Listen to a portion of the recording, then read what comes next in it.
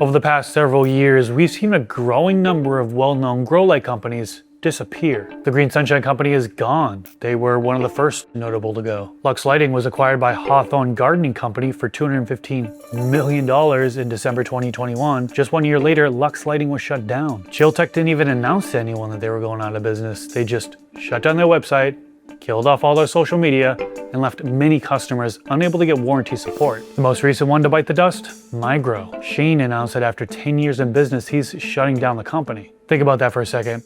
These weren't random companies nobody had heard of. These were established brands that many growers trusted and purchased from. And those are just some of the names that growers actually recognize. So what's going on? Because if you asked me this 5 or 10 years ago, which segment of the gardening industry was going to struggle, grow lights probably wouldn't have been my answer. Demand for LED grow lights exploded. Technology improved dramatically. And for a while, it seemed like new grow light companies were popping up every month. But now we're seeing the opposite happen. And honestly, I don't think it's a coincidence. I think there are several reasons this is happening, and I wouldn't be surprised if we saw more companies disappear in the coming years. Let's talk about it. The first thing that comes to mind is competition.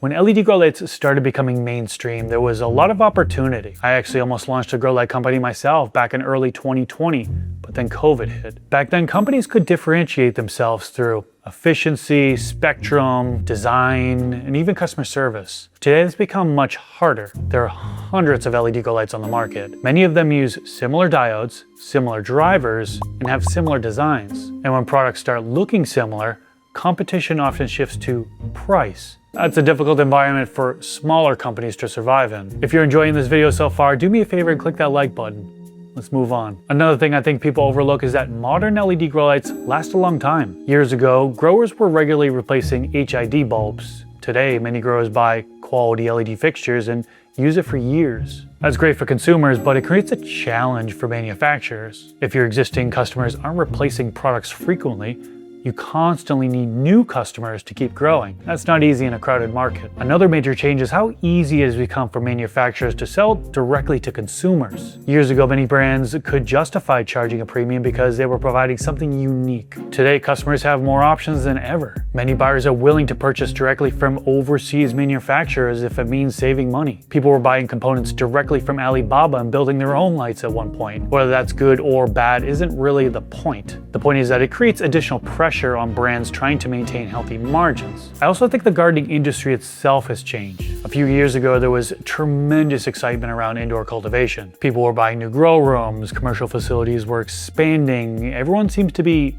buying equipment. Today, things just feel different. Many growers already have the equipment they need. Commercial operations have become more selective with spending, and consumers are generally more cautious about purchases than they were during the rapid growth years. That impacts every company selling equipment. Now you might be wondering, why should I care if a grow light company goes out of business? Well, there are a few reasons. Warranty support is a big one.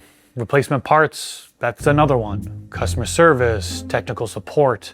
If a company disappears, those things often disappear too. And that's something worth thinking about when purchasing equipment. Price matters, features matter, but company stability, that matters too. One of the most recent examples I mentioned in the beginning of this video is Migro. After 10 years in business, Shane announced that Migro is shutting down. According to him, demand had been declining for years. Prices continued to fall, and competition from Chinese manufacturers selling directly to consumers made it increasingly difficult to compete. He also explained that the company had been selling off inventory for months to pay creditors, and that while all customer orders had been fulfilled, warranty support would effectively end once the business closed. What stood out to me wasn't just that Migro closed, it was the reasons he gave. Lower demand, falling prices, and intense competition are challenges that aren't unique to Migro. They're affecting the entire grow light industry. Personally, I don't think we're done seeing consolidation in the grow light industry. I think the strongest brands will survive. I think some companies will continue to innovate, but I also think competition is tougher today than it's ever been. The reality is that building a good grow light is no longer enough.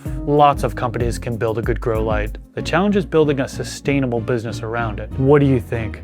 Why do you think we're seeing more grow light companies disappear? Let me know in the comments section below. Also, if you're not already on my email list, scan this QR code here.